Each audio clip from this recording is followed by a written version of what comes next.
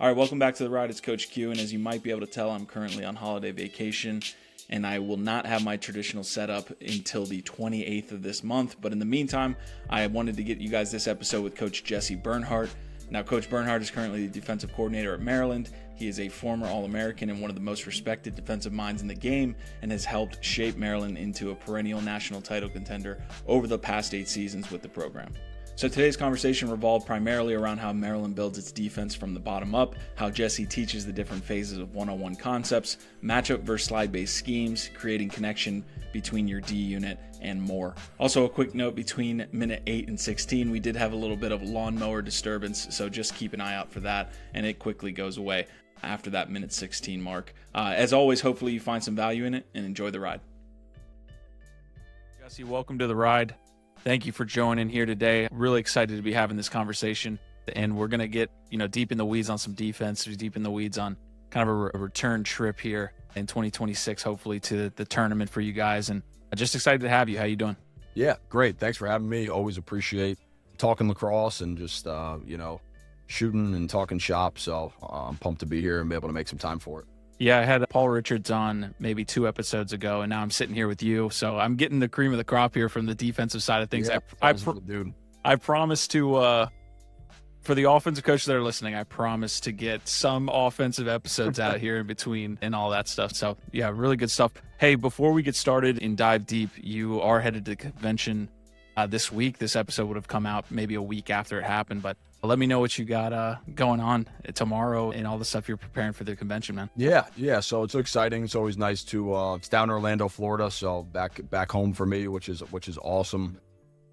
It's always good, just to connect with people, guys that I'm friends with or have relationships with that, you might see on the recruiting trail, but you don't really get to see another time of year unless you're playing each other. So the ability to just kind of catch up is definitely one of my favorite parts about it. And then, love learning, that's why I love podcasts, big podcast guy. I love listening to them, and the convention is just kind of doing that in person.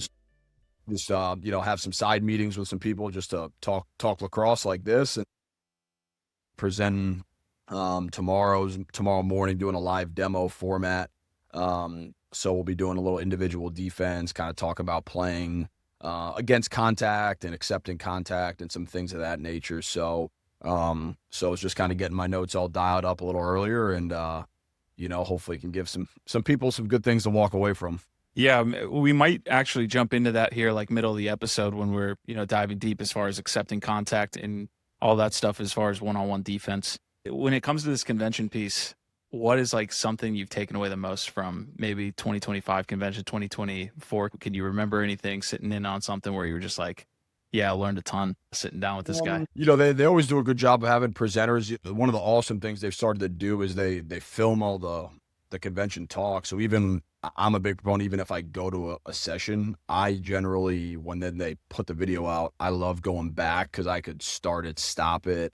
I can take notes on it. One young guy who I think, did he present last year, 2 years ago, that I actually had the good fortune of coaching at Rutgers, was a guy named Scott Beta, who's now back at Rutgers. He was at Michigan, and he did a great job at Michigan. He had our number. He's had our number there. He's a bright mind. I think he coaches the game really well. I think he develops offensive guys tremendously well. So, from my side, it's always like the defensive bucket, right? Things defensively I can learn and pick up and different ways of saying things, but then it's also trying to get in the mind of the offense and, hey, what are they trying to get done, right? And then the chess match of trying to counteract that. So he did a great presentation, and to no surprise, and that was one I remember walking away from being like, solely proud, like, man, I was, pumped to coach that guy, take no credit in any of that. But B, just his presentation and how he came across was, very, just great for a young guy to see. I think he kind of turned some heads in a good way for himself for opportunities, and then just see the knowledge he was kind of dishing out, was great. Sometimes people are a little reserved, kind of keep things close to the vest. They don't want to give away, trade secrets and things. So when guys do the presentations and are very open to it, it just makes it that much better, Yeah, let's prep you for tomorrow's convention piece here. Let's see what you got. So what are you presenting, and kind of take me through these pieces of one-on-one defense, and just kind of marrying this conversation with a little bit of what we're going to get into in the middle of the episode, which is teaching one-on-one defense and how well it's been doing at Maryland for as long as I can remember. You guys have been really a one-on-one defense, really matchup based too, at least from my perspective. But anyways, Jesse, take me through what you got planned for tomorrow, and let's see if we can dive deep. Yeah, so tomorrow I'm doing, they usually break it into different segments. You can kind of do like a presentation. They do like whiteboard sessions, which is kind of like, a little bit more sitting in an office format. And then they do live demos. So I'm actually doing a live demo tomorrow. So they have like a little piece of turf or something that'll kind of have everybody come out to. And I'm going to be working on and talking about this concept of like accepting contact and playing off contact at the college level. I think anytime giving a presentation, it's kind of knowing your audience, and it's a wide range, right? You have D1 great coaches there, and then you have high school guys. So, you're trying to kind of give them in a short period of time something that everybody can take away and not just talk to this small group. So, hopefully for the high school guys, it helps prepare them. And when they go back to their teams to be able to then teach some of this. So when they get to a guy like me, it's a little less work I have to do on my end, which would be nice. And then hopefully, maybe for some older guys or D1 guys or D2 college guys, it's something a little new. So just talking about that concept a little bit from behind the cage, a little bit from the wing area. And I think it's just this phenomenon that, a lot of times in high school, Dodgers, they're not really physical. They're kind of running around or, trying to get away from defenders, rather than kind of dropping their shoulder into them and things of that nature. I'm not going to, blanket statement, but for the most part, I'd say. And then you get to college and it's just being taught a little bit more. Guys mature and grow, so they physically get into their body, so they're using it more. And then at that point, the D guys haven't really seen that. So then all of a sudden, when guys start dodging them that way, they're not really prepared for it. They don't know how to play with it or against it. So tomorrow I'll dive into a little, a drill here or there and just some concepts that we've kind of seen, whether through my playing days personally and other guys doing, or kind of what we see, just going against other teams, and just give some people a little bit of tidbits, and then love opening it up for Q&A. My whole goal is, you don't want to hear me talk for 45 minutes straight. So let me answer some questions that they might have. So hopefully they walk away with some answers, and got something out of it. Yeah, I was watching a little bit in my pre-episode research for you, and one of the first things that comes up on YouTube is Lax Film Room has a matchup between you and Rob Pinnell, which is awesome to watch, man. It was like a throwback. And, one of those questions when I was watching him that I wanted to ask you is that engage concept, right? Because there were some reps where you were putting hands on him maybe 10, 15 yards away from the cage, whether he was rolling or splitting, what have you. But let's get into this, man, because that concept of like where you should be putting hands on a guy is very interesting. You at the lowest levels, like you were mentioning, maybe youth, a lot of young guys, they want to go out and cross check 20 yards away from the cage, 30 yards away from it. Don't do it. But as far as like the kind of bigger concepts or maybe the more fine details, talk to me about this, like, accepting contact and like where we put hands on a guy. Yeah. So I don't know if being put into a statement with the word throwback is a good thing. That just means it was a long time ago. Me and you both, brother. Yeah. So, that one, definitely kind of a full circle thing. We, Rob and I played together in USA and stuff. So it's crazy to think like that was where it came around from. In that game, to be honest, my whole career, I was a long stick. I never played down low. And in that game, Rob being Rob, the matchup we had just wasn't working out very well. And I think coming out in the second half, we ended up making the adjustment to put me down there. So I don't know if I would necessarily take a lot of what I was doing as good because, not that I was a fish out of water, but it just wasn't my comfort zone in a lot of ways. So to me, it was like a little, when you don't play back there a lot, it's just different. It's like an attackman running out of the box. It's just a little bit different. So the ability for myself to just kind of go into that moment, I think, I appreciate my coaches, putting me in that spot and having the confidence in me to think I could go cover Rob. But, a little bit different to that point of the contact. And, I think, and you hit the nail on the head, a lot of times it's the young kids. And that's why I chose the topic I did for the convention was, most kids, they just want to beat the ball up. That's what they think of as defense, right? They just want to be over aggressive. They want to get hands on guys.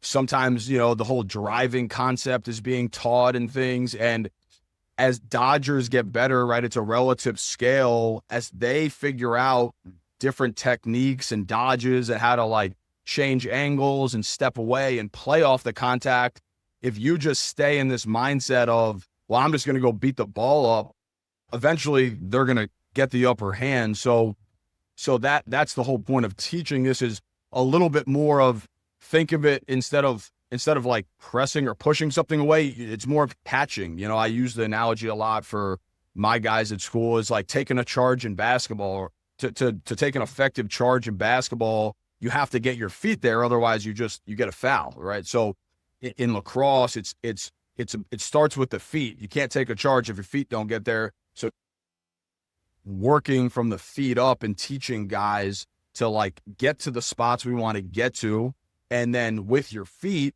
and then understanding it. And I think there's a little bit of a comfortability factor of somebody running their body into you, right? Which most people, unless you grew up in like a contact sport or playing football or something, it's a little bit of a foreign concept. Like, you want him to run into me, you know what I mean? And it's like, rather than me kind of bring it to him. So I think it's kind of understanding that balance of when to and when not to. And I definitely think the farther away from the cage you are, there's no reason to get hands on. But why do you need to get physical? I think of it as the closer you get to the goal, we kind of call the area around the cage the paint, then that's where the contact should be being made. And I use sports analogies all the time. Being a sports guy, a football guy, it's like, think about the crease as being like the quarterback or the center. Like, the closer you are to the line of scrimmage, the more physical it's going to be. The farther away you get to the corners, the DBs, the safeties, there's physicality at times, but not nearly as often. It's a lot more playing in space. So why would you want to go get hands on a guy, at the line of scrimmage when they got 80 yards to go, and then he just makes a move and now he just beats you over the top. So those are some kind of ways I try to get it across to my guys in terms of when we want to versus when we don't want to be physical. Yeah, one of the things that I notice just from watching Maryland, because I try to just take in all of your guys' film, not only the off ball, because you guys playing that moonshot camera angle that it really shows, the TV angle shows a lot of great team defense, but the individual defense, man, like, you guys really do a great job of setting that cushion.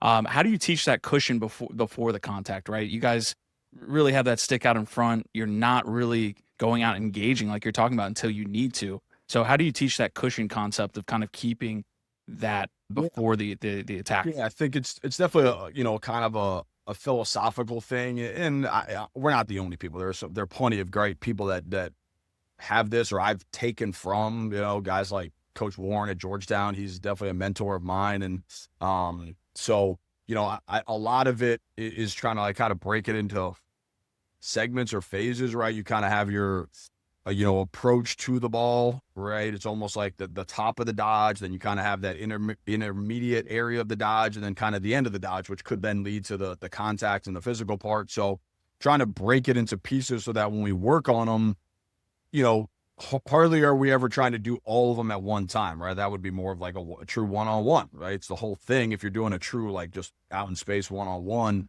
So just putting a focus on those things. And I do think, as much as I enjoy teaching the contact part of it, the approach to me is it's the bread and butter. That's the make or break. Are you setting yourself up for the rest of it? Because I'll tell you this much, you don't have to worry about the contact piece if you have a bad approach, because you ain't ever going to get to it, So to me, it's definitely a progressive phase. And so we spend a lot of time on it. We really do. It's kind of a standard thing. And it's not earth shattering. It's just kind of, this is what the expectation is. And then when we're doing our drills or we're practicing or playing, it's just constantly holding guys to, what that standard is and what the expectations are. And, I've had the good fortune of being at Maryland for a handful of years now. So it's remained pretty consistent in terms of, what the guys know, we're trying to get out of it. But to me, that's the most important thing, is that approach. Because if you start well, you can finish well. If you start poorly, it's hard. You're probably going to finish poorly. So you really put an emphasis on those things. And we're not a big group who's going out there throwing crazy checks and, trying to take the ball away. And listen, there are some teams out there that do that, and there's some guys out there that are amazing at it. They really are. We try to just play the percentages, and they can blame me if they don't like it. Do you have to rein guys back in once they get to Maryland? Like, is there guys that come in maybe throwing a little bit too many checks? No doubt. Hey, no man. doubt. A lot of guys do, and because I look at it this way, sometimes when evaluating recruiting, guys who are like going over the head and they're doing these things when I'm watching, I did that, so I'm like, well, man, if somebody just said, hey, cross that guy off the list because he went over the head, then I wouldn't have probably gotten recruited.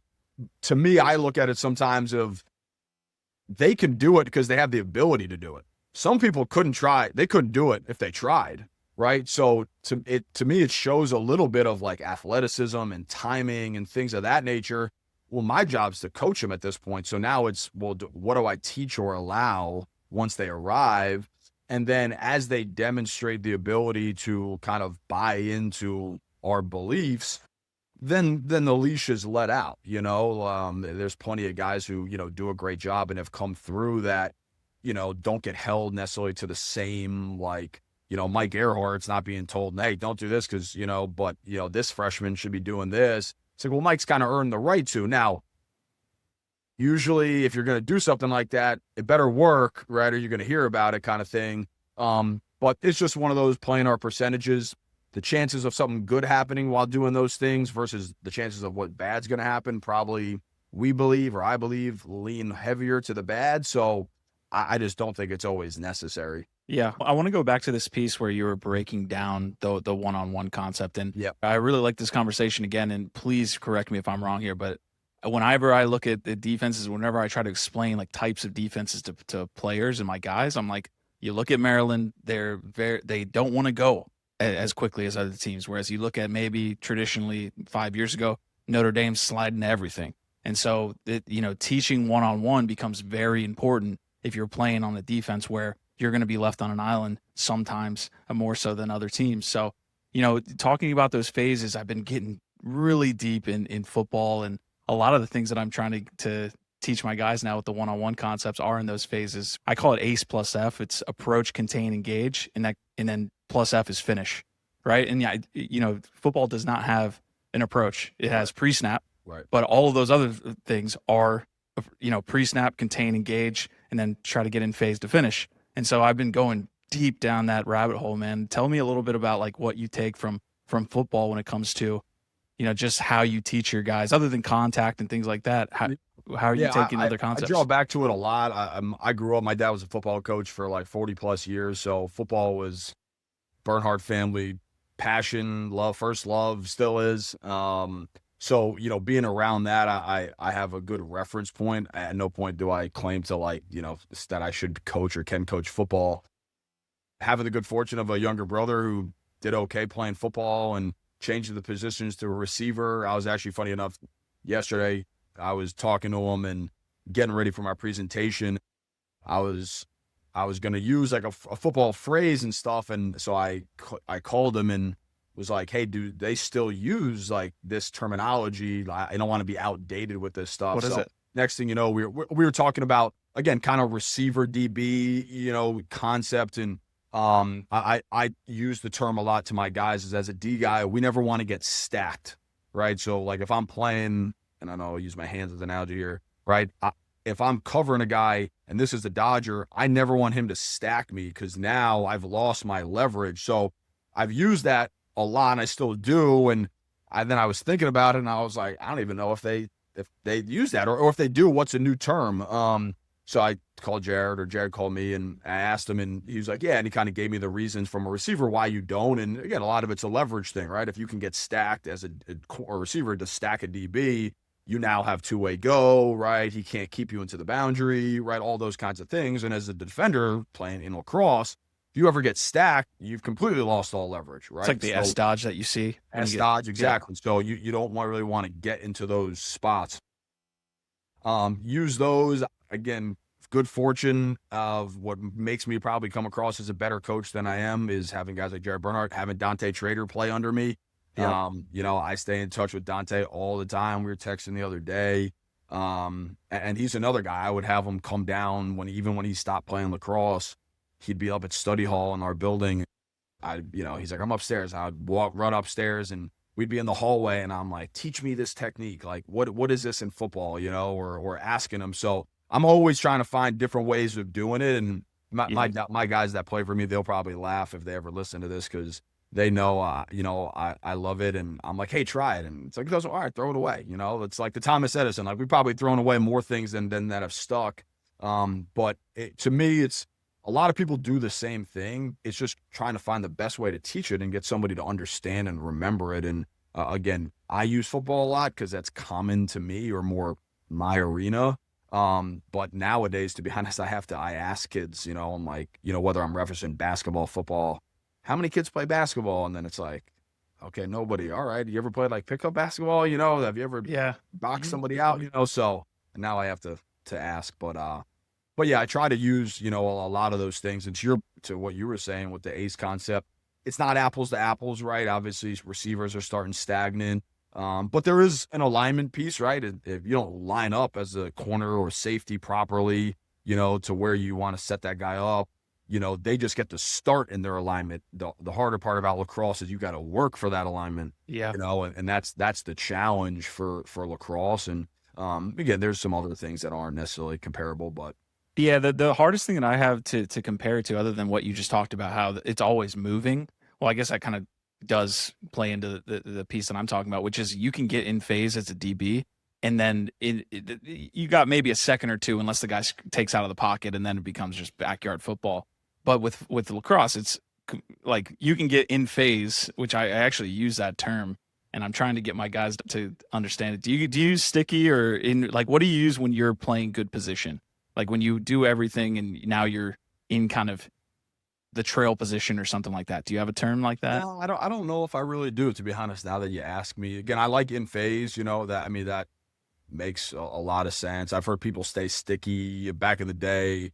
I think Coach Warren we used to talk about like Velcro shoulders, right? Like piece of Velcro like attached to like your inside shoulder, his outside shoulder. So enough Velcro was attached. You want to be kind of, in phase with him in that sense. But I don't know if we have one that I say a lot of things on repeat, but I'm not sure that's one. What is something that you say on repeat? Give me a couple of things. I'd love to take that away. Short choppy. I say short choppy a lot for approaches. As guys are getting out there, right? Short choppy. It's probably why when I come home, I repeat a lot of things, and it drives my wife nuts. And, she doesn't know why, and I try to tell her it's because I constantly repeating myself at practice. I say that flow. I say flow a lot in terms of trying to get out. I use that term a lot. So flow. When do you notice guys not flowing correctly? Like what coaching points are you making? I was talking with Paul, and he said he picked up from Joe Alberici, like do your work while the ball's in the air. Yeah, I've heard that one before, which I think is good. To me, it's just like an anticipation piece, and it's an anticipation and like a lacrosse IQ thing.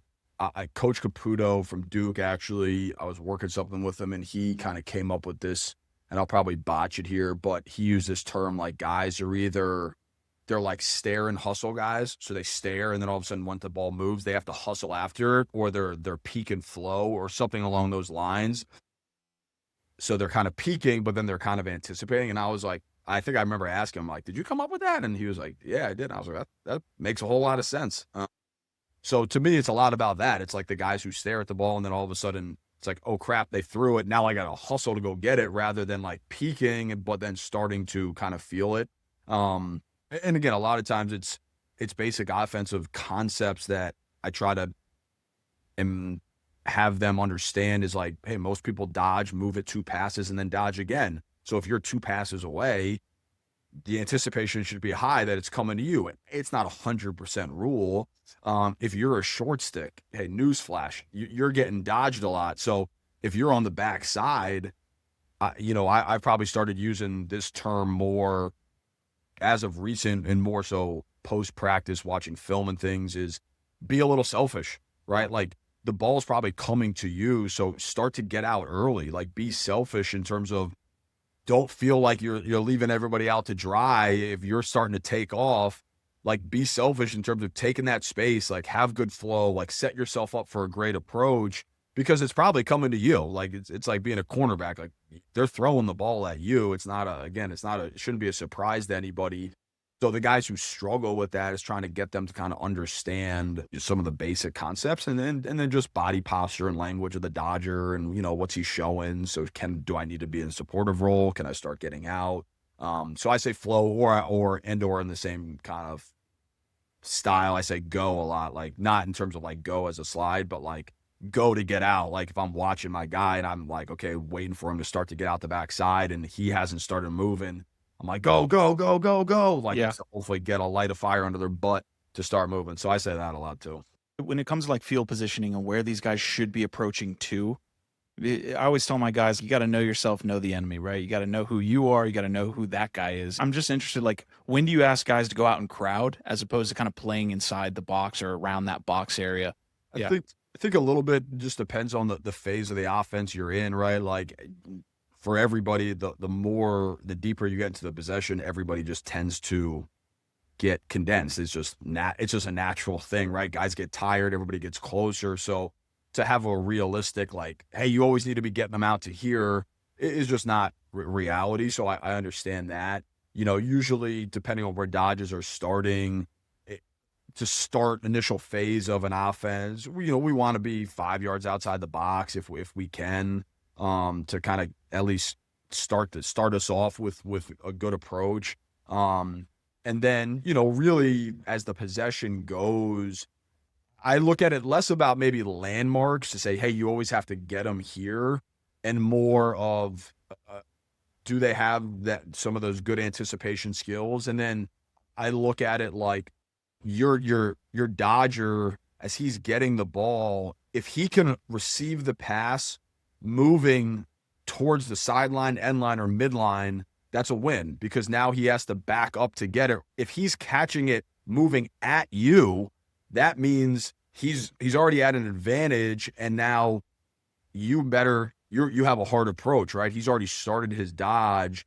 So now if I have to back up to get it, well, before I can start dodging you, I have to back up, get myself organized, and then go. Well, I just bought some time for me defensively. So a lot of times it's more of, did I make that guy have to like break out for the ball? And then if he did, well, now he has to go through his process of then dodging me rather than me catching, running at you or running, and the best offensive guys, like they work like through the pass and then into the ball. So if they're doing that, then that means you're probably not getting down there. Now, listen, there's a law of diminishing return.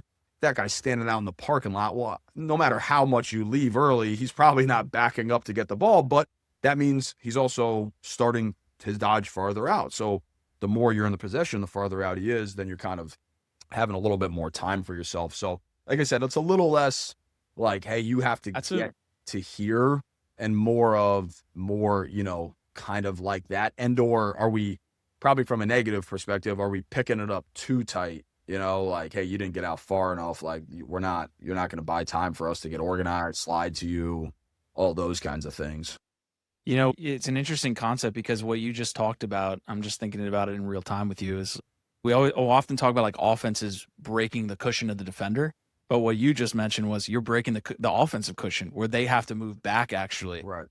because you're in that cushion area. Yeah, I love that, man. We talk about, and again, the chess match, right? It's like, what are they trying to do? And you're just trying to combat it. I'm not that smart of a guy. We've used, and I've kind of taken this term, is we want to have like offenses, and I don't want to put you on the spot here as a quiz, but most of the time, if somebody was teaching offense, what is like one concept every offensive coach probably has said all the time? They want to have good space. We want to have good defensive spacing. So I kind of stole that from the offense and was like, well, I want to have good defensive spacing. So how do you have good defensive spacing? You have good flow, right? You get out to play the ball, because the better my space, space equals time, right? The more space there is, the more time we have to get organized, react, slide, take good approaches. The less space we have, the less time we have to do all those things, the harder our job is. Mm-hmm. Not impossible, but you're making it really, really hard. So we always want to have good defensive spacing. So we talk about that a lot. Being efficient with that space too. If you take 1 or 2 steps too far, you're not going to be able to get inside and vice versa. It's interesting, man. I want to go back to the kind of phase concept, right? And one of the most fascinating things, and I just like nerd out over this stuff, man, is like how many videos there are of DB versus wide receiver. Yeah. And just how much you can get from those just watching like minimal body movements and all of that stuff. So the contain piece, right? The first couple steps after you come out and approach and he's starting to start his dodge. I'm fascinated with those first movements, right? Kick stepping, backpedaling. I remember there was a big kind of debate. There might still be about hip flips as opposed to drop step and all that stuff. I'm just interested in how you think about this contain. How long do we have? As long as you got. Yeah, I've dove into it a ton. Just pure, again, geeking out, or if you want to call it that, with the football type stuff, what translates, what doesn't. And again, I'm, as I think I said before, I'm one of those guys, like I toss it to my guys, generally my more experienced guys, to like, hey, try it out. Let me know what you think. I'm not trying to screw up my younger guys yet, they're kind of just need to focus on what they need to. But so I've done a little bit of everything, but I'm always open, I'm always looking of better ways to doing it, so, the whole backpedaling concept, it's a technique within itself, right? Like, to teach someone how to backpedal, you would be utterly shocked if you like lined up like 25 of my guys and we're like, all right, everybody just backpedal. It would be a complete disaster probably. Like, they would all, hopefully now they all are good at it, but people just don't know, right? So I think stripping it down to like most basic movements, right? Like teaching a backpedal, like teaching a shuffle, teaching a side run. Because to me, it's all about the efficiency piece. Like, no good cornerback playing in the NFL is a shitty backpedaler, right? So it's like teaching those things, and I'm not trying to create NFL defensive backs, but enough that there's form to it, and it's not, a cluster. I think there's times and place to use them versus not use them. So I think you need to know how to do it and, have an understanding. And I think there's a little bit, I like to use the phrase, like, I'm a coach to comfort guy. Like, I try to give my guys some options, and it's like, well, do what works well for you. Now it's still going to be like in the confines of what I believe. It's not like, hey, just go do whatever you want. But some guys prefer to like be a little bit more in a backpedal. Some guys like prefer to be a little bit more like use a defensive back safety term, like a catch technique style, which I've dove into a little bit with Dante because he's a safety. And you kind of mentioned like the kick step, like playing with Terafenko. I know at Ohio State, like that was something when I started playing with Terry on the Outlaws, or the Croman and the Outlaws, I was like, yo, what do you teach? Like, how do you do this? Like, I just want to know. I'm not trying to like, overstep Ohio State. I just want to know, like, you're really good and what's being taught. And I think they teach a little bit of the kick step, and I think Travis Crane does an awesome job. Then you have like this whole scooch concept technique thing that people kind of use, that I've kind of gone down the path with. It's like a read step, scooch step. Yeah, it's kind of like it's you're kind of like inching backwards, but you're never like opening your hips to like give anything. It's a little bit of like a slower kind of movement and things. The one I'll have my guys do like read speed where they'll go from scooch to backpedal, to backpedal, and see if they can burst out of it. We call it slow fast drill. Slow fast. Okay, I love that. Changing tempo. I'm interested in like where you felt you've gone too far with it, just to be efficient with my time and the guys that I'm training's time. Because like a lot of what you'll see with DBs, and one that I just need to be super creative about because we just don't do it, is that burst forward, right? They'll like backpedal and they got to break on the ball, which we never do. We're breaking like 45 or sideways. But what are some other things that you're seeing when you've done this stuff where you've been like, oh, that's a little bit too far? No, it's a good question, because I've definitely gone far down the rabbit hole, and I think everybody only has so much time, right? And so you have to pick and choose, like, what do you want to do and how much time do you want to devote to it? And, I think there was a time when a handful of years ago where I probably went a little too like deep into like the back pedal and some of those things. And got a little too much in the weeds, and then before you know it, it's like, holy cow, like I gotta start getting ready for like scheme and all these other Exactly. things, right? So a lot of it's, I think having players, and I've had the good fortune of guys that you can kind of have these conversations with, and then it's kind of like, go try it and do it. They don't necessarily need me there. Obviously, sometimes if I am, so I can just selfishly be like, man, that looked good, or that looked terrible, right? I didn't like that. But if they're willing to go try it on their own, it saves the time that, I might spend for 30 minutes that I'm like, all right, I got 30 other minutes. I got to get to other things. So sometimes getting a little bit too much in the nitty gritty of that, and just understanding that, again, in the end, like, I'm not trying to create college level defensive backs or NFL caliber safeties, right? That's not my job. So there's just a lot of diminishing return to it. It's like, what's going to be applicable to us and the most practical for us, because everything's not. It doesn't always transfer over. So just trying to kind of walk that fine line of being experimental, being creative, not being afraid to kind of test, think outside the box, but also, is this becoming a detriment to other things that they could be progressing in, or learning about, or getting reps at, and that kind of stuff. Going back to the phases, we touched a little bit on the engage. I think, when we were touching on this, you were kind of talking about maybe engaging around the crease. And that, to me, that's finishing, right? You're like in a scenario where you need to make a play or the other guy needs to make a play. How do you think about finishing? How do you teach your guys to, if they did everything else right, they approached, they're running with the guy, how do you teach that finish piece? Yeah, I mean, I think it depends, right? It depends on what kind of the dodge is, and where guys are, right? Alley dodge versus the dodge from coming up the cage, and it's probably the hardest in a way because most guys are competitive dudes, and they gauge. It's something we battle with all the time, right? They gauge the success of the rep or that dodge off of the outcome of the finish, right? Which sometimes it can and should be, but other times it shouldn't. And that's the beauty, right, of a team sport, is sometimes that finish, that guy in cage, like, that's why he's standing there. You know what I mean? Like, he's got to be part of that finish too, right? Or the defense might be predicated to support to that spot. And if we don't, well, that finish required somebody else's participation, so if that guy gets a good shot off or he scores, it's kind of just reminding the guys, you did what your job was in that moment.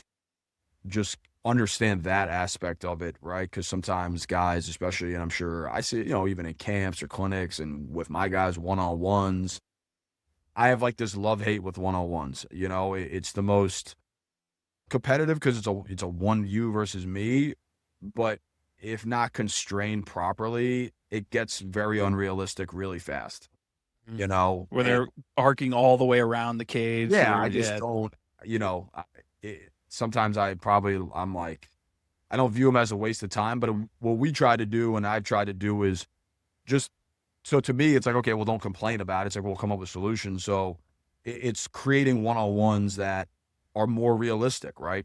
Starting guys closer together, starting guys off a pass, starting guys, in a tighter space, putting cones out to limit guys from, you can't go to this spot, whatever it might be, just to get a more true realistic. Because, yeah, a guy keeps arcing over the top, and it's like, and then he shoots and he scores, and, I'm the D guy's like, oh, and I'm like, that's never going to happen. That's never going to happen. So even when I watch film with guys, and they want to watch like their one-on-one clips, most of the time, funny enough to your question, a lot of it's about the finish. It's like, oh, I got to this point and the guy got under, and I'm like, yeah, he did.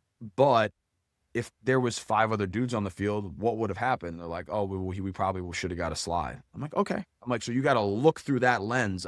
I'm a big proponent of, and I think the old offensive line coach, Dante Scarnecchia for the Patriots, had this saying, if you don't see your drills show up on your game tape, then you're doing the wrong drills. So to me, it's if you have to look at all those things, how do they practically fit in the real big picture? And if not, it's not that I don't care and just throw them out the window, but I try to look at them through a lens of reality and say, don't overthink it. Like, you did a good job up to this point, then this would have happened. So, Now, if you don't do a good job, then I'm going to tell you and correct you. But, guys can drive themselves nuts being like, oh, he scored. I'm like, he should. He has a whole lacrosse field with you covering him. So there's got to be a reality to this. Yeah, I guess for ease of use here for the conversation, let's talk about a dodge from X, right? How do you guys work on the finishing with the holds, right? If he's coming up the right side, he's a righty, and you got a right-handed defender.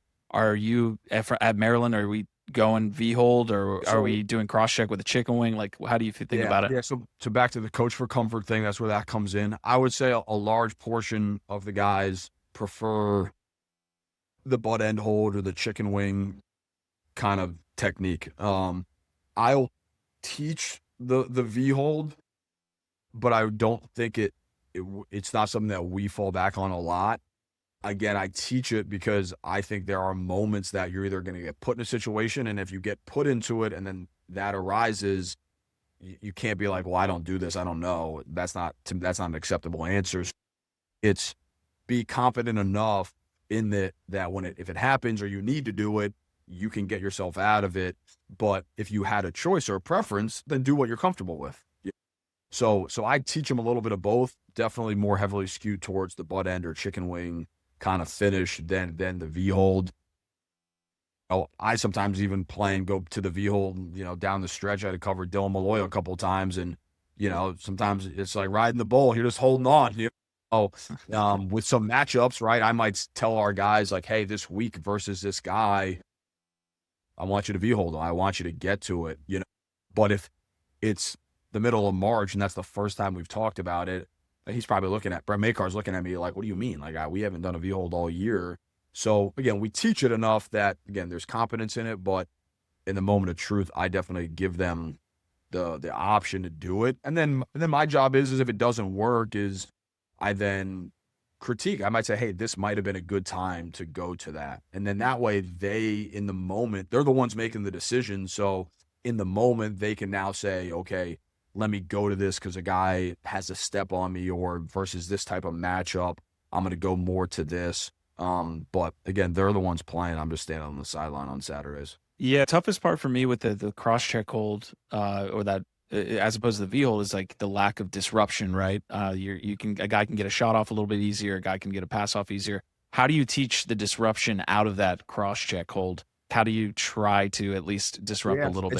It's really not. I mean, to your point, which is a good one, it's not a disruptive technique.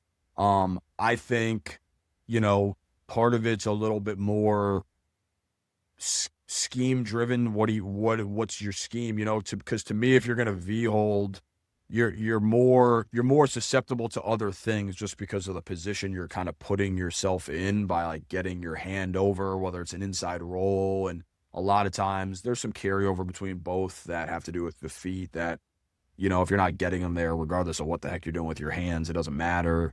But if you're going to try to like turn a guy a little bit more, then yeah, that makes a little bit more sense. I think if you're trying to maybe win a matchup, I think the ability to kind of maybe be in a chicken wing sets you up better for the next dodge than kind of being in a V-hold position.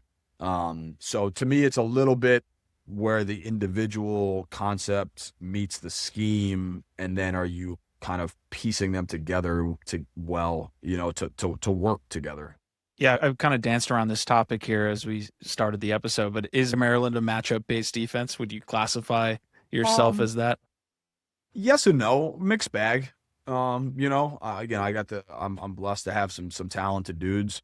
So I'm sure like anybody would prefer to keep my talented dudes on other talented dudes, but at our core, very much a system. The system's definitely, greater than the individuals. And it's always been that way. It was that way since when I was playing. And that's probably why I am the way I am in terms of a coach. So the system trumps everything. It really does. Are there matchups when I like to keep, Ajax Abatello on, somebody else's number one as much as possible? Yeah, no, who wouldn't, right? But at the end, it's the matchup will never, again, the system by, hey, we're running this guy away and now we don't have a slide guy because Ajax wanted to chase that guy running away from the crease. It's like, all right, well, that's not acceptable. So a mixed bag when possible. Yeah. When you think about these matchups, say you could wave a magic wand and have your best matchup, would you want a lefty on a righty or a righty on a righty? There's probably people out there that dive more into that than me, to be honest.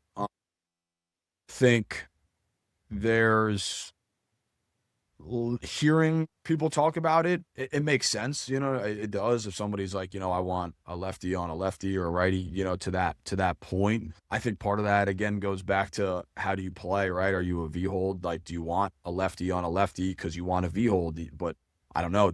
Are you a V-hold coach? Is that your philosophy? If you're not, then I don't know. You probably don't want a lefty on a lefty, So I think there's a little bit more to it than that. I wouldn't say it's something that I personally over evaluate or think, and that doesn't mean I'm right. I could be completely doing it wrong or, so if it got to that nitty gritty, I think, we consider it. But I don't, to me at that point, it's just like, all right, then I got to coach my guy. Like, Ajax Apatow is a righty, and let's say he's covering CJ Kirst, right? It's like, hey, Ajax, I want a lefty on him. You're not covering him today. So are you really going to make that change? Like, nah, doesn't work. So to me, it's less about that. And, maybe you can have it your picture perfect way if Ajax was a lefty and that's what I wanted. But to me, it's like, hey, that's your best guy. This is my best guy. Yeah.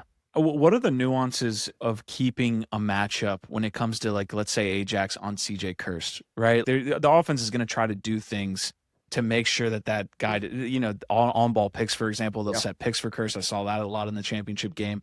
But what are the nuances for trying to keep Ajax on CJ Kirst, for example? Yeah. I mean, it's hard. And I think that's where you at a certain point need to kind of like plant your flag in the ground and say, what are we going to be? You know what I mean? What stance are we going to take? Are we going to try to chase the matchup or are we not going to? Because then that, to your point, really sets the tone for everything else. And offensive guys are smart, right? Coaches and players, they're not stupid, right? So, it is that chess match of they want to change the matchup. How are they doing it? And is it in a way that is feasible that within the system you can do it, right? Like, from a pick play standpoint, well, if you're, a team that doesn't switch on a lot of picks, then, you should be able to, if done properly, avoid that tactic in terms of the picks, of drawing a switch. But if the O guy knows that you're a switch conscious team or you're willing to do it, hey, let's just set a pick and we draw a switch and we get out of it. So I think, in the pick example, that's one where you would then have to make that decision. Are you still good with switching picks, and again, everybody's a little different. There's plenty of D guys out there that are like, hey, we don't care about the matchups and the picks. Like, we'll just switch and then slide and support. And that's kind of what they do. But a lot of other people get creative, it's a constant year in, year out, kind of like, oh man, that's a different way. I've seen somebody, change the matchup or keep the matchup. But I think, I'm always a believer in trying to set my guys up for success and what we're best at internally, right? Sometimes before I look on the outside, like, well, what are we good at? And I think it's kind of making that decision, because if you're trying all of a sudden, now all of a sudden you're playing CJ Kirst and you're a team that doesn't chase matchups, but now all of a sudden you want to chase it. Are you going to do it at a high level to cover a guy of that talent? I don't know, So I think it's a little bit sometimes people on the periphery, it's like, oh, why didn't they do that? And it's like, or why did this guy cover that guy? And it's like, well, I like to think those teams know each other themselves better than anybody else does. So I would hope they have a good reason for it. So you'd say you say you guys do not chase matchups then? Maryland doesn't chase matchups? No, I wouldn't say that. That would definitely be a lie. I would say we try to blend, you know what I mean, at the appropriate time with the appropriate guy. So it's definitely a blend, but there's plenty of times where, hey, if we're getting dodged and you look on the backside of our defense, we're holding, right? Everybody's freezing spots. So that's as soon as somebody moves on offense, the matchup's gone. So yeah, so we're not one of those where you look off the ball and everybody's like running around because they're chasing their guys around. No, no. Yeah, Yeah. yeah. So definitely not in that sense. But from a pick play standpoint, if we can not give up, a matchup to CJ Kirst, like we're gonna try to keep that matchup as much as we can in terms of that stuff. How do you guys teach that stack and whack? Because that's a pretty, a component of keeping a matchup, right? Is supporting the on-ball guy trying to get through a pick. Do you teach that stack and whack, and like how do you specifically teach the I pick think play? the big thing with that is it's the discipline aspect to it, right? Like anything else, the more prevalent it's become, people figure out ways to combat it. Um, and the tendency with like that stack and whack, I don't know if I've heard it used as that term, but is guys, the whack is overemphasized, right? So, now you're opening yourself to getting slipped and a bunch of different, problems. So it's more of being in good position to kind of, change the dodging angle, the direction of the dodger than it is, you feel good because you got to whack that guy. So to me, there's more of like the discipline aspect and the positioning of it than, how many times does a guy run a stack and whack and take the ball away? Like, Sure. you know, What's the terminology you use? we hug. Hug. Okay. Yeah, more it's hug. Kind of hug the picker kind of thing. So we just want to be, if we're gonna run that, it's just be tight to that guy. But yeah, we try to dial in or rein in the whole checking or whacking and don't feel like there's a need to. Listen, if a guy runs off and he's going to engage you, I'm not saying get out of the way, but don't compromise yourself by taking an extra step or that whack takes time. Well, if they slip and you're still in whack motion, right? Like he's throwing it. So that there's just those kind of small nuances that you got to just dial in with the guys to make sure they're not overdoing it. Jesse, I'm going to ask your defensive principles here in just a second, but I got a quick lightning question. You mentioned all the guys that kind of came before you and after you on that Maryland defense. It's just perennially been one of the best defenses in the game. Who are the top 3 Maryland defensemen of all time? Oh, geez. Am I going to get you in trouble? I don't know. Yeah, I don't know. That's a fair question. I don't know. That's hard. To Maryland's credit, again, long before I ever showed up, they've had a great tradition. I'll probably give you more than 3 to be politically correct. All the way back. I mean, I played with Brian Farrell, his dad, Mike Farrell. I think was a Schmeiser Award winner back in '75. I think Thurl was before him. I had the good fortune of coaching, Colin Burles, Bubba Burles was a Schmeiser Award winner in '94, something in that range, maybe a little later than that. Lee Zink, I think he's one of the top ones. I would probably confidently put Lee in one of the top 3 spots for sure. He was awesome. He was just great, rangy of what he did. And then you had some great ones come after, like Mike Earhart, right? Like Mike went on to have an amazing career, at his time in Maryland. I think Mike still had so much upside that he blossomed in post-college.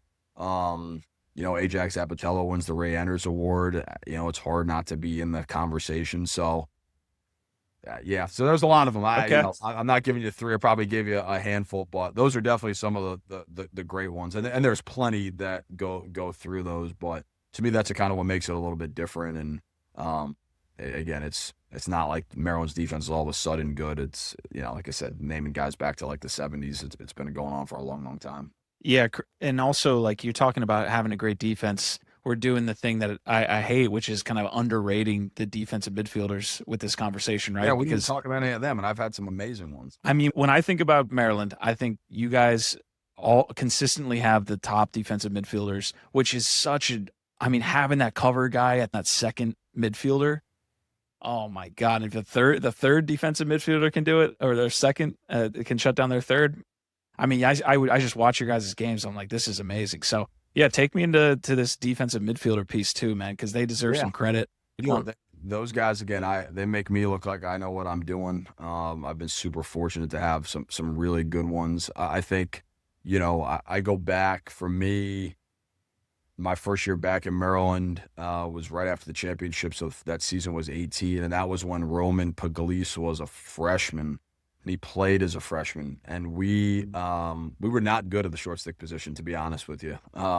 Was not a strength of ours, and I think that's kind of where that kind of for me, my experience at Maryland, I can't speak. We had some great ones before. I mean, I played with, Landon Carr and some other good ones, but before that. As Roman got older, we kind of had brought in Jake Higgins and Alex Smith, and I think the best part and what's made those guys so good is the connection amongst them. It's like having a wide receiver room or a DB room is they were all so much always on the same page, and their plan of just their approach to everything. So it was kind of cool with those guys. And I always kind of go back to the beginning for them and me, because I was still kind of young figuring it out. So a lot of the things you and I have already talked about, they were like the guinea pigs, and the awesome part is I was probably dumb enough to not know any better, right? What didn't work. And they were young and gullible enough to just do whatever I asked them to do. So that whole like trial and error thing just kind of met as a perfect marriage. And then as they kind of got older and older, right, being with me, Roman for, his 4 years, I think Higgs and Alex came in after that. They kind of just bought in. And then when you do that for a couple of years, right, then you kind of really start to create something special. And then what I think happened was they created such a strong foundation that, in 22, we moved Bubba Fairman over, and he was a good athlete. But it was so funny because you would see those guys practice and you'd see Bubba practice. And for as good of an athlete as Bubba was, technically he was, him and I laugh about it now. It was nowhere polished. But because he kind of had them to kind of fall back on, they kind of helped bring him along. And then I think what it's done since then is it just kind of created this sub-mini culture on our team of these D-middies. And now they've taken, as we've said and named a lot of polls, they've taken this kind of thing on themselves. And now that you've had younger guys kind of come underneath of them, like the Eric Kolars of the world, the Nick Reds of the world, a lot of guys like that, it's now kind of just keeps passing itself down. And again, that's kind of what keeps making them great. Because a lot of those dudes weren't like top ranked guys. They weren't highly recruited. Some of them were offensive guys coming out of high school. So they've done a really good job of kind of just taking it by the horns and kind of running with it, and have kind of set their own standards and, making it cool to be a D-midi. Yeah. How do you guys recruit that position? I mean, you hear all the time, offensive guy in high school, then he turns into a defensive midfielder or something like that. Or do you look specifically for D-middies? When you think about this, when you think about like a Bubba Fairman, what was he missing that he needed to improve on to get to that next level and become a good D-midfielder? I'm just interested. Yeah, I mean, I'll work backwards. So Bubba, he was more moved out of necessity than he was to be a D-midi. That 22 team, we're blessed with some talented guys, and that was just an area where we felt like we could plug a hole, and then it was a matter of like looking at what we had and who could do it. And Bubba kind of volunteered, frankly, to do it. And I've been around Bubba a lot, a great relationship with him. He was athletic. He could run the field well. So it was like, all right, yeah, let's do this. For most other guys, it's becoming more prevalent that kids play short stick. That was never a thing. It's like being a Fogo, right? Like, you go back to like our old guy days, like nobody just faced off. That they didn't do that. And nobody was ever a short stick D-midi. Like, who played, short stick D-midi for a club team? Like, they're like, what are you talking about? Played midfield, right? But now it's kind of taken on, a life of its own, where you now have kids play, and that's all they do is they play short stick. So I was always a little bit hesitant about that, because I was like, all right, what are you a short stick because you can't catch and throw, But now it's kind of evolved to the point that kids are doing it because it's become more specialized. So it makes it, in ways, I'm going to say a little easier, but now you have a narrowed focus because guys are kind of just doing that. rather than you having to like look at a kid and then figure out, can he transition to do this at the next level?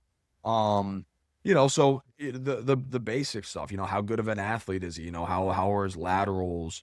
Competitiveness, confrontationalness, those are things that are kind of hard to ingrain once they get there. So they either have it or they don't. And to play that position, you kind of need to have that. It's like, again, it's like being a cover corner. Most cover corners don't lack for confidence.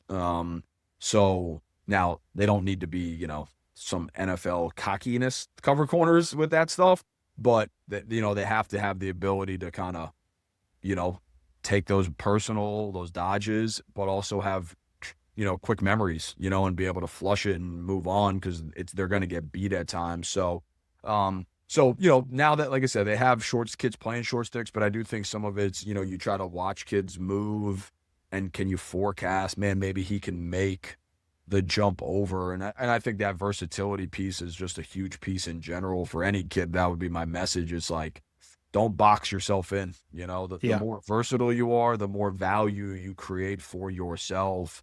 The more opportunities come of that value. So, don't box yourself into something, because now you're going to put really kind of boundaries on yourself. And it's like, be a guy who can do a couple different things. We've had guys that we've changed positions. Nick Red became a short stick. He was a D guy. I didn't change him until his junior year of college, right? Other guys, John Gepper was an offensive midi that became an All-American LSM.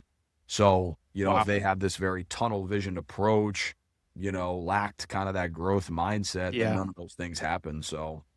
Yeah, I mean, think about the game and the way it's headed to the transition piece. Like, you want to be great in the sub game. You want to be great in an opportunity to get an O-mid on defense and you dodge him if that's something that your offense wants to do. So, yeah, guys, if you're listening to this, please do not box yourself in. Jesse, I'm interested, man, like this defensive midfielder piece, somebody can take away from this conversation how to go about building a good D-midi. How are you kind of building these guys from the ground up, of like teaching the concepts? I'm really specifically, talking about footwork and where he's kind of is on the field when the guy's dodging, as well as like when to get contact. How do you guys coach this at Maryland, their first year maybe?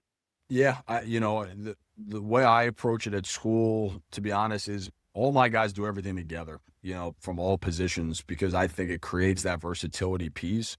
There are times where we break up a little bit because, holding a long pole and using a V-hold, right, versus other things, just going to be different than a short stick. And then same thing, there's some nuances to the short stick. So it's not a cookie cutter approach all the time, but listen, the basics to an approach are the basics to an approach. Like, I don't care what kind of stick you're holding, right?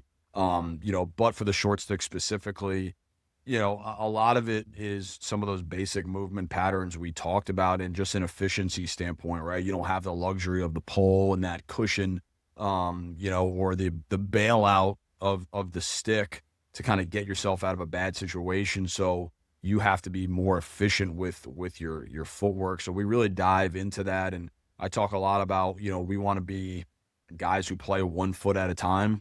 I heard a football coach use this term, like, we never want to be a man in transition.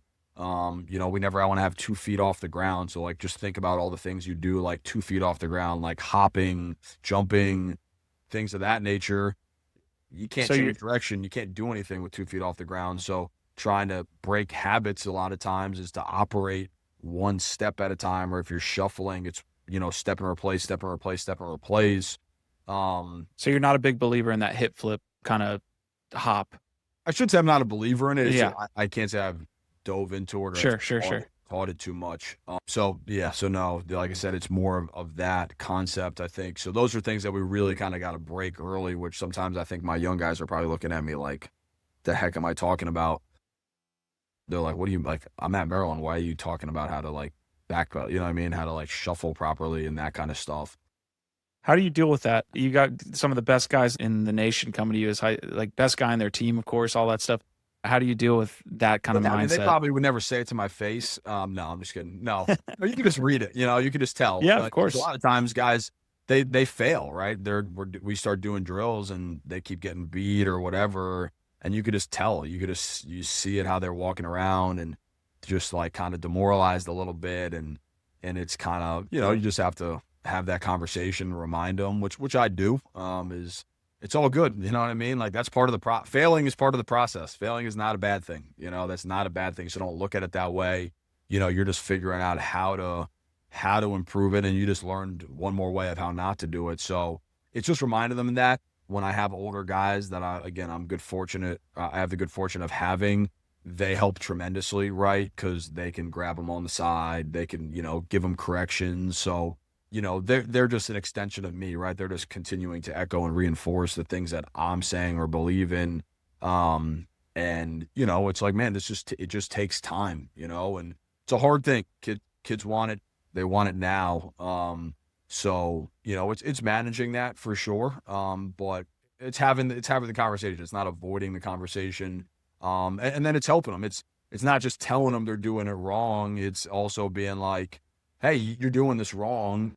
At 3:00, let's go to the field. I'll be out there with you, and we'll work on it by ourselves, or with a small group of guys. So instead of just kind of constantly being like, that's wrong, you did it wrong, that's poor, whatever it is, it's like, correct them, and then also putting the hand out there to say, I'll be right there with you doing it. Just tell me when, I'll find the time. So, yeah, there's definitely a hurdle to it.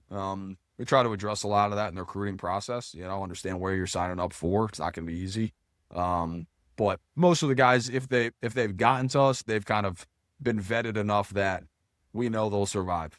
Nobody's dying because they took a couple of bad approaches out there. Yeah. So yeah, that's what we dive into a lot, is just some of that basic stuff, body positioning, literally walking the field, being like, hey, these are kind of how we want to like have like our shade in terms of an approach and things, just so they kind of get the visual of what it should look like. And then a lot of it's just about them then at that point repping the heck out of it. Yeah. Just getting it to be so second nature to them that they're not having to overthink about it. They're not thinking about their approach when they're doing 6-on-6. They're thinking about the defense or who they're going out to cover and that kind of stuff. How do you teach them about that shade concept where they're aligning themselves correctly so that the footwork looks good, their body position essentially looks optimal? Yeah, I kind of took some of this from Jameson Kester, who's at Hopkins, who I think does an awesome job. One year, this actually might have been a convention thing, funny enough. He kind of had created this kind of map of a field and stuff. And again, to me, a lot of it, the visual made a lot of sense. Is in its most basic way is if, you're getting dodged from like the wings and or from behind the cage, and we use like hashes a lot because of football fields, you want to be more square to your guys. So like more square to the sideline, more square to the end line. And then if I wanted to take something from you, I would then shade. So I'd either stand over here, I'd stand over here. The more I get to like the corners of the field, the more we talk about being like to like a pylon in football, where you would have like more tilt. So now you're more square to the corner, and then you can shade. So I use the terms like shade, or square or tilt, and then in those you can shade from your square, your tilt. So that's kind of how I walk the guys around the field. And again, I think Jameson is the one I kind of took some of that from, and but that's like at its most basic way. And again, try to show them and do approaches at all those different kind of spots, so that way kind of they get an idea of like, okay, this is what it's supposed to feel like, look like, sound like, all those things. Yeah. Jesse, this has been a great conversation, man. I'm going to try to squeeze some last questions out of this. And I kind of saved a big one for late in the episode, but your defensive principles. And I know you don't have kind of the presentation here in front of you, your documents, but what are your defensive principles when it comes down to Maryland defense? Yeah, I think it's probably grown over the years in terms of kind of the concepts and the principles of it. And I'm not avoiding the question, but I'm a big believer in them, because I believe that if you understand and get good at those things, then you can apply it to anything, right? Rather than the big picture, like let's stop the play or the scheme, because all of those things are a big conglomeration of small concepts or principles, right? It's picks, dodges, clear throughs, exchanges, seals, right? So that's all offense is just a mashup in a different way of putting these pieces together. So what I try to empower our guys to get better at and understand is having a way, our way of defending all those concepts. So it's the mentality that if we were going to go out and just go scrimmage somebody and we didn't talk about anything they did, after, a little bit of just recognition, they should be able to see like, okay, this is a clear through. This is how we play it. This is an exchange. This is how we play it, right? Like that's our way of doing it.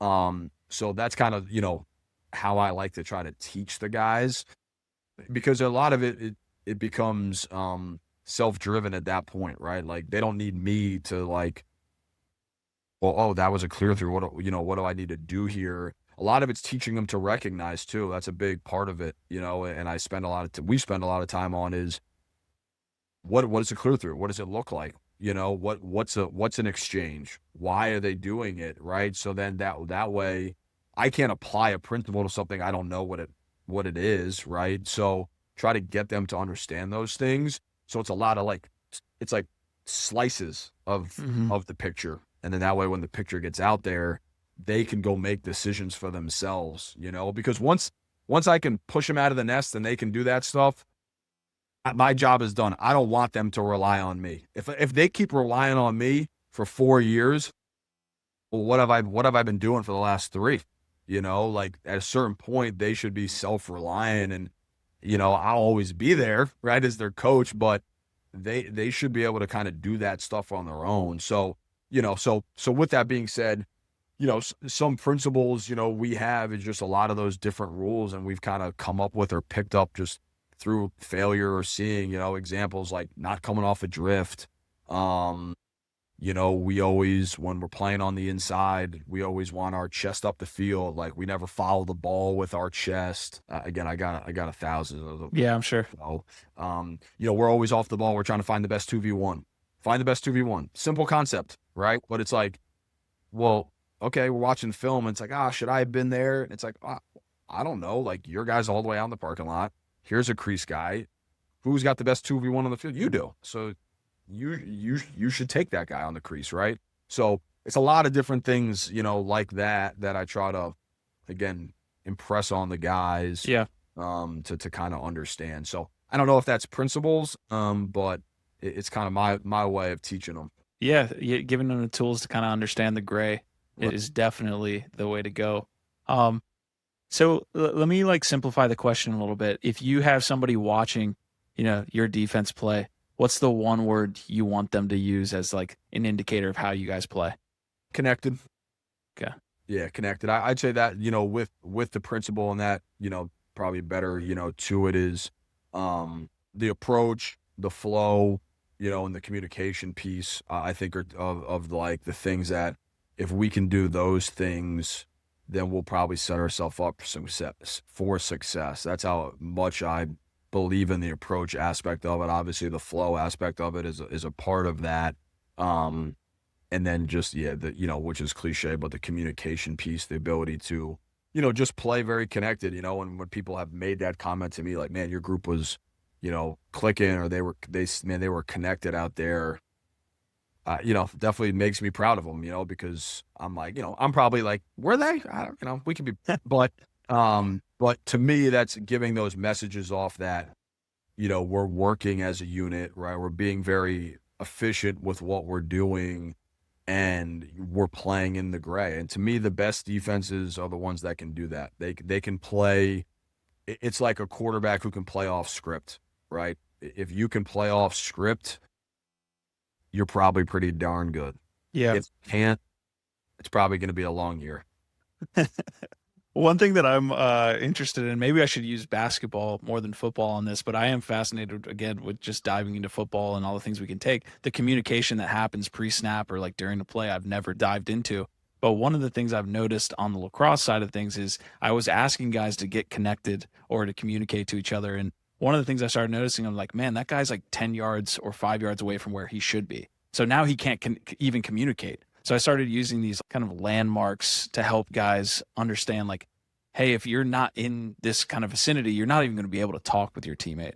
but I'm just interested in how you got to kind of get your guys connected. What are those little things that help you guys get a little bit more connected, or teach young guys coming into the program, this is how we communicate and get connected? Yeah, I think it's a couple different phases or aspects to it. I think it generally starts off the field, doing things off the field. I think the ability to have that translate on the field, I am a firm believer in that. I think it shows really well when some of my groups have been more connected versus when they've not, just off the field, in terms of how they interact with each other, just how tight they are, because that communication is you know what I mean? Whether they're sitting in the locker room or they're playing on a lacrosse field, like the ability to talk to somebody. I think Coach Amplo, I stole from, is using the phrase, have a conversation, right? Like and have a conversation and talk to the guy next to you.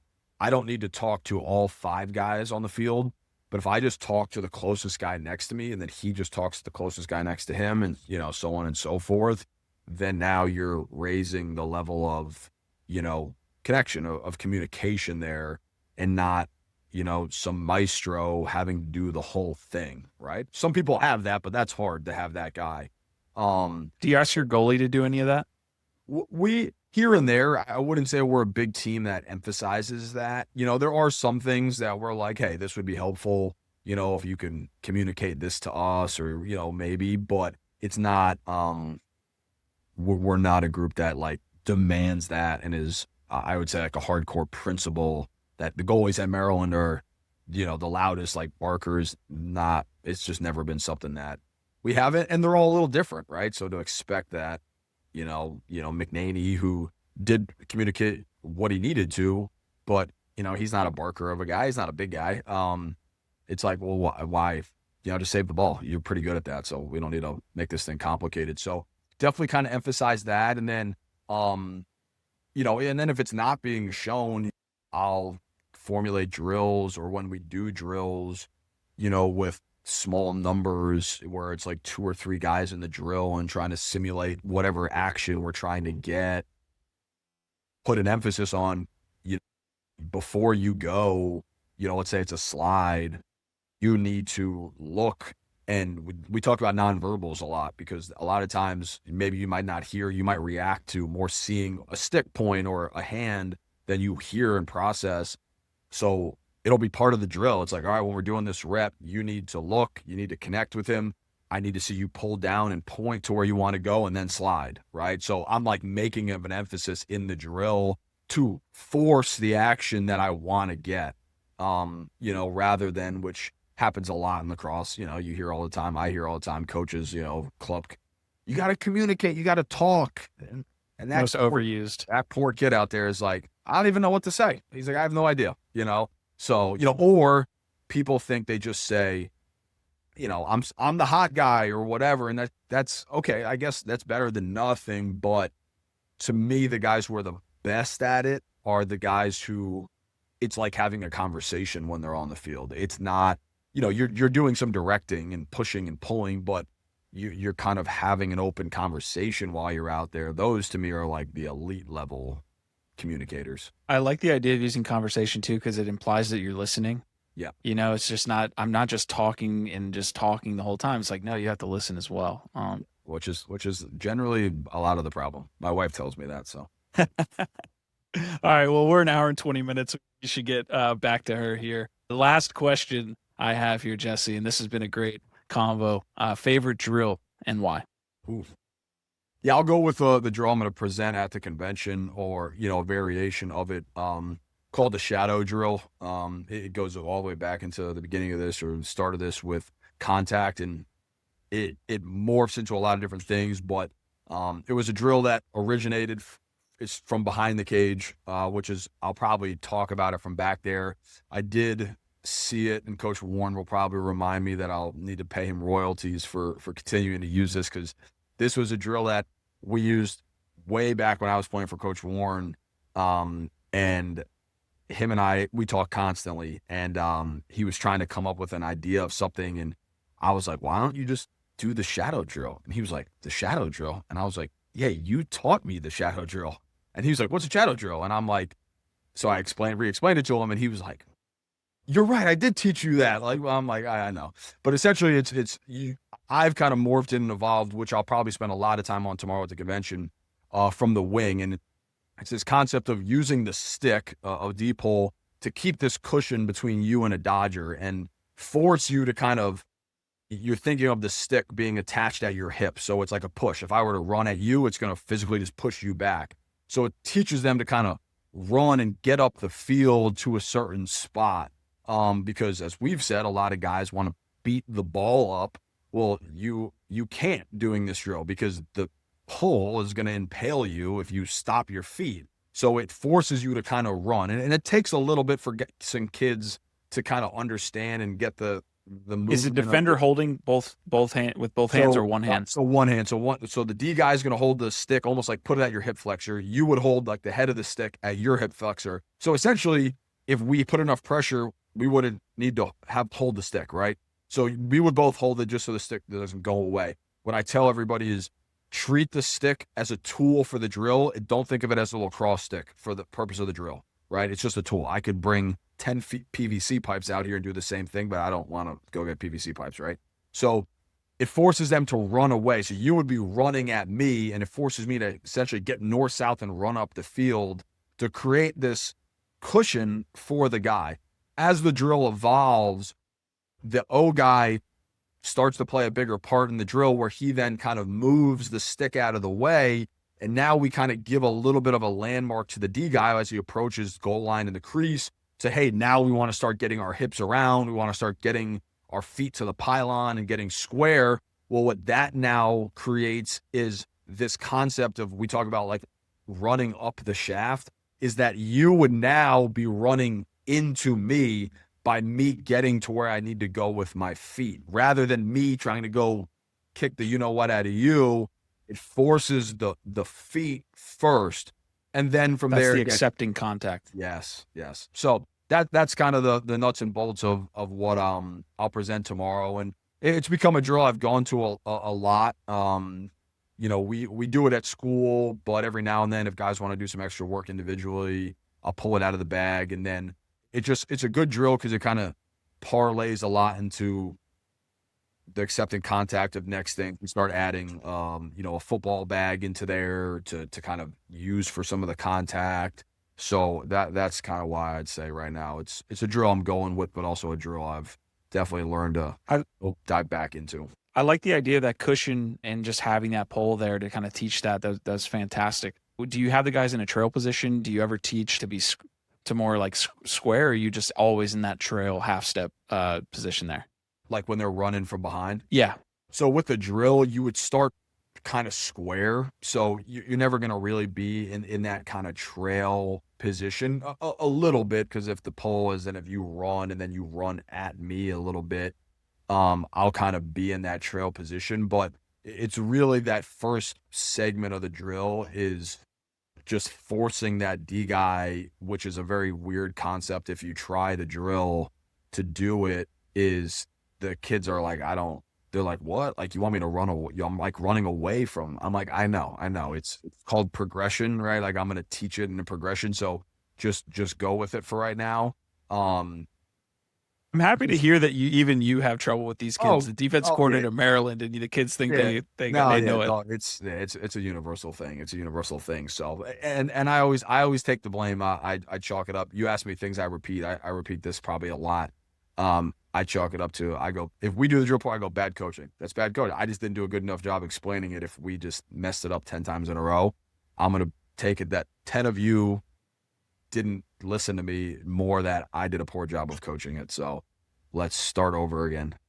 Awesome, man. Let's do this better. So that's what I'll go. It'll make more sense. I'll get you guys a clip and you could see it, or I could pull it from a practice. Cause like I said, we do it a decent amount, and, it'll make more sense than me probably talking about it. Coach Bernhardt, this has been a great conversation, man. I appreciate you joining the ride, taking an hour and 25 minutes we just spent, and it felt like 10. Wish I could have you on more. We'll love to have you maybe after the next season. I'd love to talk about 26, recap you guys ending at the mountaintop, man. Yeah, we can talk about all the things we did poorly and all the new drills I'll have to come up with to fix them. Perfect. That sounds like a great. I'll lock it in. All right, man. Thanks. All right. Appreciate you.